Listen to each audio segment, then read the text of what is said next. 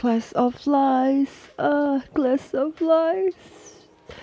I wish this was my first time watching you.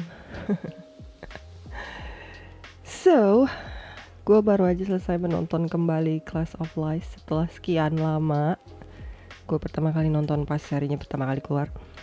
Gue tuh suka serial yang dibuat sama OCN. Jadi pas diumumin mereka punya serial baru, gue tuh kayak okay, sign me in. Dan gue tidak menyesal sama sekali abis nonton Class of Lies. Bahkan setelah gue menonton serinya untuk kedua kalinya, seri ini tetap jadi salah satu K-drama favorit gue of all time. Gue mungkin belum nonton banyak K-drama ya, but out of all that I've watched, this is definitely the top tier. Kali ini gue nonton dengan mata dan otak yang baru. FYI gue tuh suka cepet banget lupaan gitu orangnya kalau abis nonton sesuatu. Percayalah ketika gue bilang kalau gue nonton Lord of the Ring dan Harry Potter itu udah berjuta-juta kali. Tapi kadang gue masih suka lupa gitu detailnya. Main story-nya gue tahu sih, tapi detailnya enggak. Jadi intinya gue udah tahu main twist yang terjadi di Class of Lies, tapi banyak adegan dan detail cerita yang gue nggak ingat sama sekali. Nah menurut gue tuh apa ya, quote on quote hilang ingatan ini tuh menurut gue kadang membawa kebahagiaan tersendiri ketika gue lagi nonton sesuatu. Karena begitu gue nonton lagi, gue tuh masih suka terkejut sendiri gitu, suka seru sendiri ngeliat beberapa scene-nya.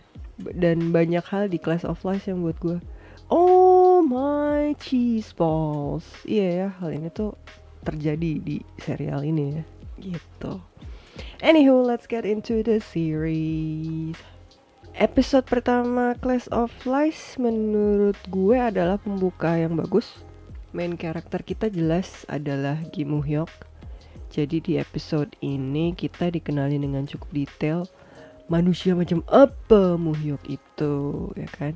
Dia tuh typical lawyer yang smart, calm, and collective, yang cuma mikirin menang and will do anything to win.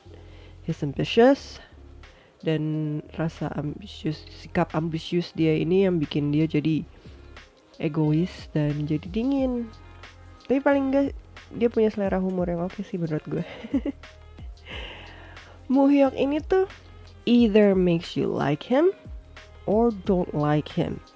Karena for some people kepribadiannya mungkin terlihat seperti contoh yang baik, tapi for some other he is basically just a jerk. Gue suka di episode 1 ini kita langsung dikasih lihat betapa hidupnya Moo Hyuk dibuat berantakan karena tanda kutip kesalahan yang dia buat pas lagi sidang. Kita juga dikasih teaser soal misteri utama yang harus dipecahkan di serial ini. Dikasih kenal sama banyak karakter yang berhubungan satu sama lain. Dikasih kenal sama Hansu, sama Sua. Terus hal besar apa yang terjadi di antara mereka. Dikasih kenal juga sama Cha Hyun Jong, rivalnya dari Moo Hyuk. Dikasih kenal sama Ha So Hyun, Cho Mi Ju, dan para guru di sekolah Chomyong. Dikasih kenal sama Lee Do Jin, bosnya Moo Hyuk, sama Won Sok, partner kerjanya Moo Hyuk. Kita juga dikasih teaser soal 4 sekawan yang gak sekawan. 4 sekawan yang gak sekawan banget. Bomjin, Gi-hun, Tera, sama Yeri. Gue pas ngeliat mereka lagi di layar gitu ya nongol, terus gue langsung gemes sendiri gitu, sendiri gitu, karena gue tahu mereka siapa dan seperti apa kelakuan mereka nantinya. Oke, basically di episode 1 ini penulis memberikan kita cukup informasi untuk terus ngikutin apa yang akan terjadi pada Moo Hyuk selanjutnya, dan juga memberikan pertanyaan-pertanyaan baru untuk kita cari tahu. Jadi mau gak mau kita tuh akan terus nonton supaya tahu jawabannya apa. Well, ini tuh semacam cara kerjanya penulis Class of Lies kayaknya ya, karena di setiap episode formulanya pretty much the same, pretty much kayak gitu. Ngasih informasi yang cukup, tapi at the same time ngasih pertanyaan yang bikin penasaran. Jadi menurut gue pinter sih ini penulisnya. Episode 2, 3, dan 4 nggak terlalu banyak yang terjadi sih di episode-episode ini. Ini tergolong episode yang slow burn, jalannya pelan, masih dengan formula yang sama, tapi di episode-episode ini tuh kita lebih diajak kenalan sama beberapa karakter pendukung seperti Am Byung Ho sama Son Jun Jae yang masih ketat hubungannya sama cerita utama. Jadi di beberapa episode ini tuh kita cukup menjauh dari karakter-karakter utama dan cerita utamanya. By the way, di 3 episode ini kita tuh kayak diajak mikir soal bullying sih. Jujur pas nonton tuh gue kesel, gue sedih, gue gemes, pokoknya campur aduk lah. Gue lupa kalau salah satu karakter pendukungnya itu terlibat kasus bullying super berat yang bikin dia menderita banget di sekolah. Jadi pas gue nonton, hati gue tuh gak siap. Akhirnya gue ikutan meltdown deh. Jadi buat kalian yang mungkin dulu atau saat ini kehidupan sekolahnya lagi berantakan, kalian perlu trigger warning ya. Karena kalian kemungkinan seri ini bisa bikin kalian tambah sedih sih. Jadi siapkan hati kalian sekuat-kuatnya ya. Episode 5, 6, 7, 8 lumayan intens, banyak emosi yang meledak, banyak rahasia yang terbongkar, banyak hubungan yang makin jadi ribet karena rahasia yang terbongkar itu. Seru sih nontonnya. Basically dari episode 1 sampai episode 8 ceritanya tuh kayak berjalan pelan tapi pasti gitu. Lagi-lagi dengan formula yang sama, kasih informasi yang cukup sambil terus kasih pertanyaan yang bikin penasaran. Nah, mulai dari episode 9 sampai habis, serinya selesai di episode 16, panjang ya. Nah, di episode-episode pertengahan sampai akhir itu baru deh ceritanya bergerak dengan cepat. Bongkar sana, bongkar sini, misterinya terkuak dengan kecepatan yang super tinggi. Kita juga akhirnya tahu siapa dalang utamanya dari misteri yang selama ini dipertanyakan banyak orang. Oh ya, in case you didn't know, basically misteri utamanya itu adalah siapakah pembunuh Sua dan apa alasannya. Nah, pembunuhan ini tuh gak sesimpel yang kita duga karena ternyata melibatkan banyak banget karakter. Dan mencari tahu akar dari pembunuhan inilah yang harus kita pecahkan dari awal. Nah, pertanyaan mendasar ini yang bikin penonton penasaran dan harus menunggu paling enggak episode 9 untuk punya bayangan kira-kira siapa sih dalangnya gitu. Dan begitu kita tahu semua rahasianya, kita bakal ngerasa kayak campur aduk banget. Either lo ngerasa kesel banget, mau marah, atau biasa aja karena udah ketebak. Gue pribadi sih pas pertama kali banget nonton ya, kesel banget pas tahu siapa dan kenapa dan bagaimananya. Jelas dari episode 9 kita pretty much udah dikasih jawaban ya, tanda kutip jawabannya. Tapi pas episode selanjutnya kan menjelaskan lebih jauh lagi kenapa-kenapanya dan segala macamnya.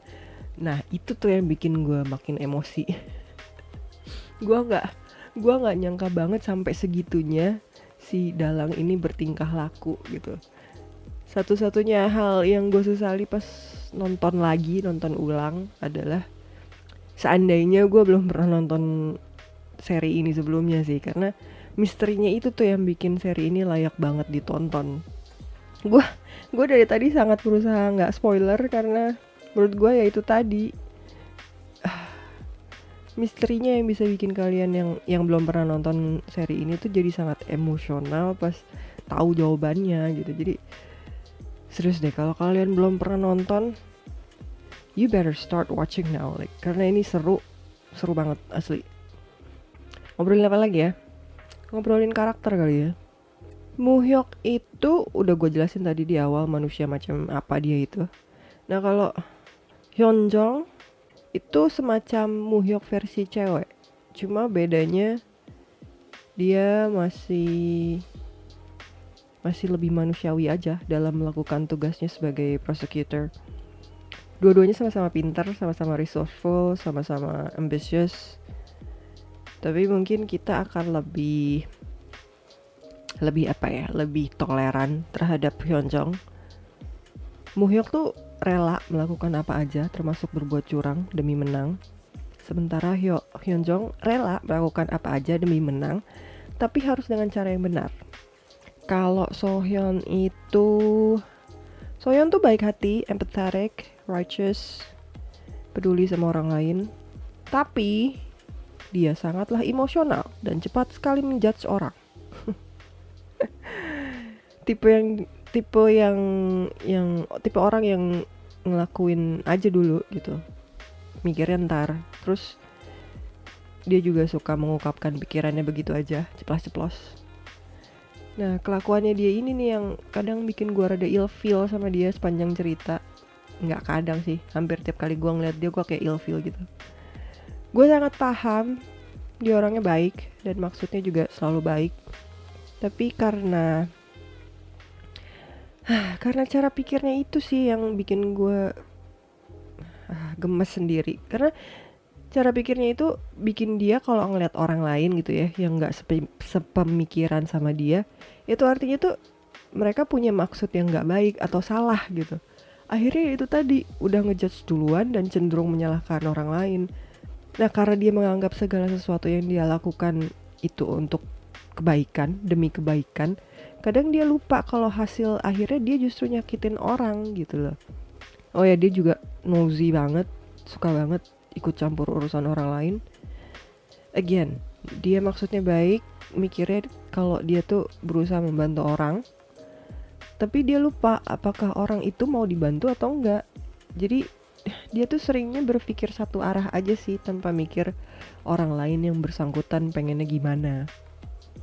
Bomjin adalah karakter yang menurut gua paling membahayakan di sini. Dia sebenarnya mirip sama Muhyuk sih. Bedanya Bomjin itu jauh lebih tenang dan lebih pendiam. Dia juga jauh lebih pintar dalam menyembunyikan perasaannya. Muhyuk tuh jago dalam berpura-pura, tapi menurut gue Bomjin tuh is on another level gitu. Dia levelnya udah lebih tinggi daripada Muhyuk. Dia juga pintar dalam mengontrol orang-orang di sekitarnya. Karena persona yang dia punya, orang-orang tuh bisa banget sangat percaya sama dia dan jadi buta sehingga mudah untuk dikontrol. Gue sih kalau gue pribadi sih gue nggak mau deket-deket sama orang kayak gini di kehidupan nyata. Kayak asli nyeremin banget kalau kenal orang macam dia tuh. Dan sepertinya dia pun rada-rada sosiopat ya. Amit-amit gue deket-deket sama orang kayak dia. Kalau Gi-hun, dia kayaknya perlu datang ke kelas anger management ya tiap minggu. Marah-marah mulu soalnya kerjanya. Heran gue.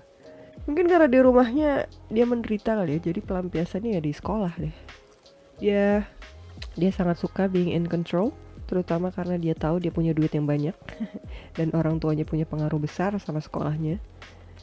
Oh, Bomjin juga sama sih, basically punya duit banyak, ortunya juga bukan orang sembarangan, tapi dia nggak terlalu menggunakan alasan itu untuk mengontrol orang-orang. Caranya dia tuh menurut gue lebih berkelas sedikit dan lebih pintar dikit dibanding Gi-hun. Kalau Gi-hun tuh beneran sangat memanfaatkan posisinya untuk bisa mendapatkan yang dia mau. Oh, by the way, Gi-hun is a pervert. Gross. Dia juga love blind, aka bucin, ya. Sepertinya dia beneran butuh disayang banget deh supaya kembali ke jalan yang benar. Tera and Yeri, they're pretty much the same, a narcissistic and egotistic person. Bedanya Yeri lebih aktif untuk berbuat sesuatu demi keuntungannya sendiri, kalau Tera lebih pasif. Yeri lebih berisik, Tera lebih kalem. Yeri lebih ekspresif dan rebel, Tera lebih manut kayak boneka. Dan dia menurut gua gak berbuat banyak di seri ini. Bahkan sampai akhir hayatnya pun dia masih tetap jadi orang yang sama. Mungkin karena dia itu juga bucin banget kali ya. Bucin sama maknya, terus bucin sama Bomjin. Jadi kayak under control banget. Kalau ngomongin soal Byung-ho rasanya sedih. Karena menurut gua anak ini nasibnya menderita banget di sini. Udah gitu kan dia anaknya super kalem ya, terus pendiam gitu. Jadinya makin gemes gue ketika ngeliat dia nggak bisa balas apa-apa. Dan pas dia akhirnya meledak, gue pun kayak, oh no, I really wish for him to not hurt anyone, karena gue nggak mau dia dicap sebagai orang jahat sama anak-anak yang lain. Orang lain tuh pasti bakal tetap ngejudge dia jelek, walaupun alasan dia meledak itu masuk akal banget. Oh by the way, kalimat yang Byung Ho bilang ke Sohyun pas di convenience store, yang intinya bilang kalau mau sampai kapanpun dan dimanapun, kita tuh sebenarnya bakal terus dibully, terutama kalau kita nggak punya uang, kekuasaan dan koneksi. Menurut gue tuh itu ngena banget di kehidupan nyata. Lee Tae-seok is an asshole, the epitome of assholeness. That's it. One word is enough to portray him.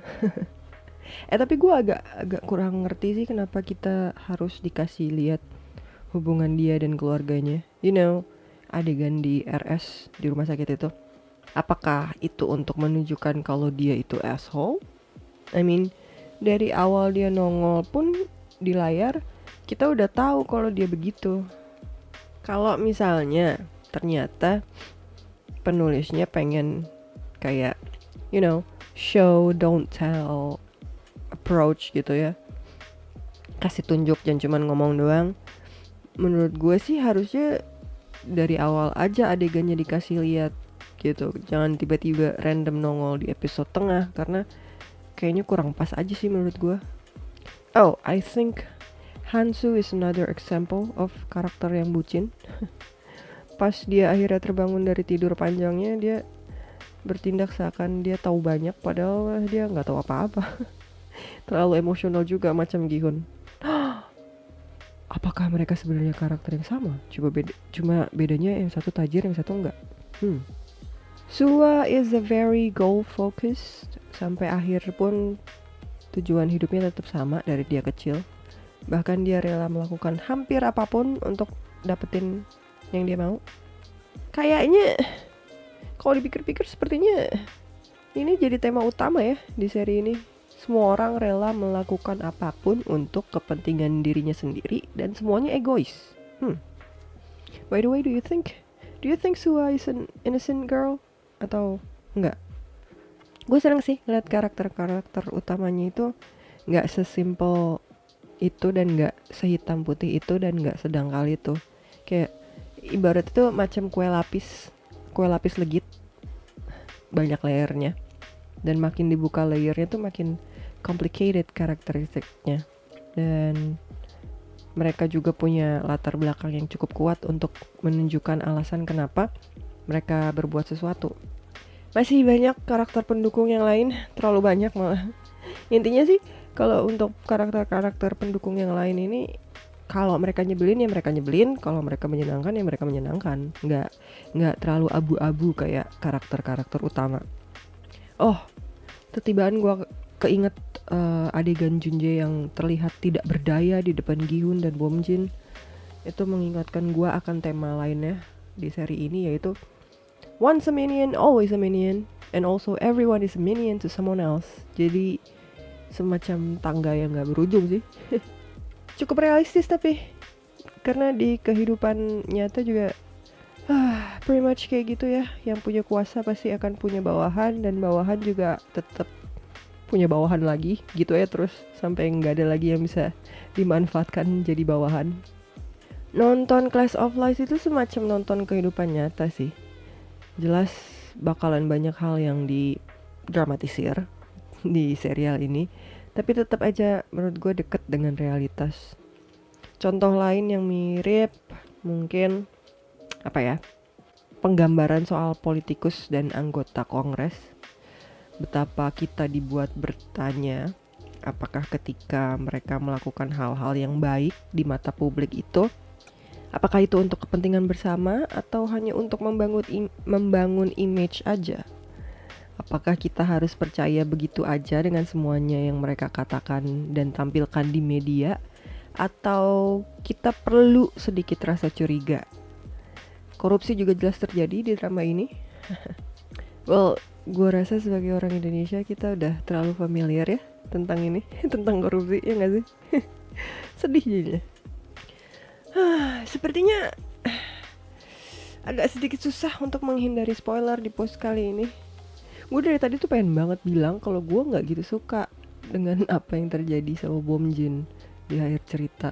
Kenapa dia harus mati dan matinya kenapa harus kayak gitu pula gitu. Gue tuh berharap dia membayar segala yang dia lakukan dengan cara yang lain gitu, other than just die.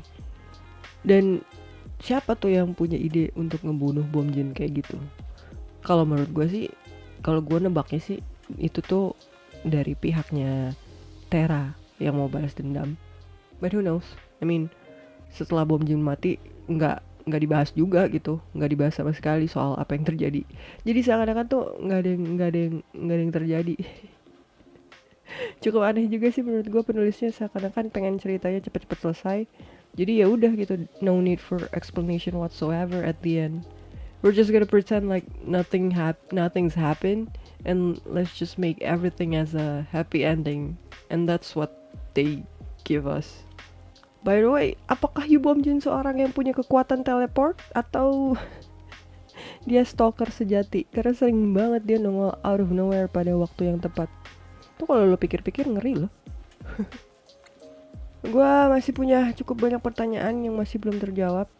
Kayak misalnya Wonsok sama Muhyuk, gimana mereka kenalnya? Alasan apa yang bisa membuat Wonsok mau segitu relanya bantuin Muhyuk? Karena kalau dipikir-pikir mereka berdua itu selama investigasi udah melakukan banyak kejahatan loh. Oh, terus can anyone explain why the police know which hospital Hansu is? Karena gue pikir Muhyuk mindahin dia ke rumah sakit yang baru itu diem-diem, nggak ada orang yang tahu selain gurunya si Soyeon dan selain Wonsok. Apa gue yang salah tangkap? Terus gimana juga Bom Jin bisa tahu Hansu di rumah sakit yang sama? Terus sebenarnya Bom Jin tuh naksir Sua nggak sih? Apakah dia menggunakan alasan itu untuk buat Hansu supaya dia gampang dikontrol? Another terus? Apakah bapaknya beneran cuma pengen bantu Sua financially layaknya sugar daddy, atau ternyata di belakangnya ada layanan seksual juga yang terjadi? Karena nggak selalu sugar daddy or sugar mommy itu ngarepin seks gitu. Ada juga yang cuma pengen ditemenin aja. Bahas apa lagi ya? Berasa udah panjang kayaknya omongan gue dari tadi. Kalau acting sih semuanya bagus banget, asli. Pada jago-jago banget mengusik dan menguras emosi lo. Tepuk tangan buat semuanya. Adegan di drama ini banyak yang suka di over dramatize, ditambahin shotnya sana sini, terus ditambahin juga scoring yang menggelegar. Kalau kalian udah nonton Ngodrak yang Mr. Sunshine, kalian pasti tahu kalau gue kesel sama adegan macam itu. Di sini pun gue ngerasa agak gemes sih pas lihat adegan macam itu. Tapi mungkin karena ini crime thriller drama series, gue masih bisa sedikit toleran walaupun tetap ganggu sih. Ya, seperti yang sudah gue bilang di awal, tontonlah seri ini karena memang seru. Buat kalian yang gak suka sama pacing cerita yang lamban, bertahanlah. Karena pada akhirnya akan bergerak dengan super cepat. Buat kalian pecinta crime, mystery, thriller, drama series, this is definitely for you. Anywho, that's it for today. See you on the next drama.